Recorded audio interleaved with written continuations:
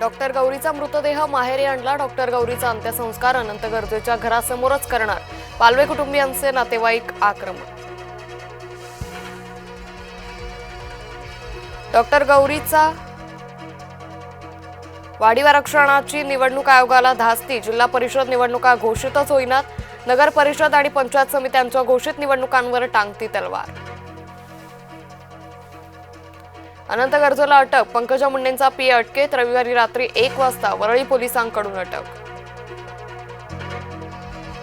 आत्महत्येवेळी घरात नव्हतो. अनंत गरजेनं आरोप फेटाळले.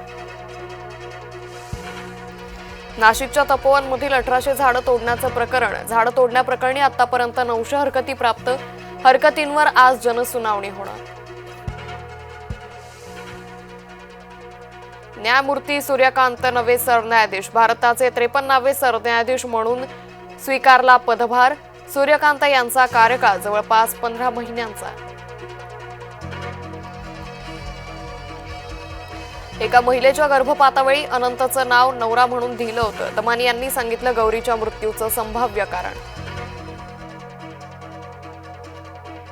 गौरी गरजेची आत्महत्या नसून हत्या. गौरीच्या नातेवाईकांचा आरोप. राज्याला मिळणार नवीन पोलीस महासंचालक. सदानंद दाते यांचं नाव महासंचालक पदासाठी आघाडीवर.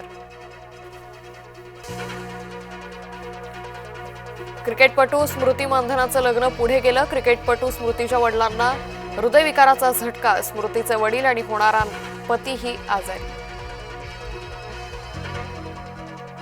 विकासाच्या मुद्द्यावरून माझी बिनविरोध निवड. फडणवीसांचा मामेभाऊ आल्हाद कलोतीचं विरोधकांना प्रत्युत्तर.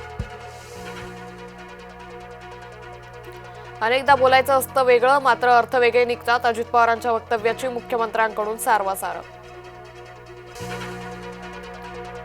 भाजपासोबत राजकीय मतभेद, मात्र भाजपाला सुसंस्कारी पक्ष मानते. खासदार सुप्रिया सुळे यांचं वक्तव्य. देशाला दिशा देण्यासाठी ठाकरे बंधू एकत्र. माजी खासदार अरविंद सावंत यांची प्रतिक्रिया. भारतीय क्रिकेट संघाला नवं नेतृत्व. के.एल. राहुल झाला एकदिवसीय संघाचा कर्णधार. नाशिक त्र्यंबकेश्वरमध्ये होणाऱ्या धार्मिक विधीत वाढ. निवडणूक काळात नेते इच्छुकांचा धार्मिक विधीकडे कल. धार्मिक विधीत 30 ते 35% वाढ झाल्याची माहिती. बुलढाण्यातील शाळेत विद्यार्थ्यांना रद्दी पेपरवर खिचडी देणं भोवलं. मुख्याध्यापक नरहरी टिकार निलंबित.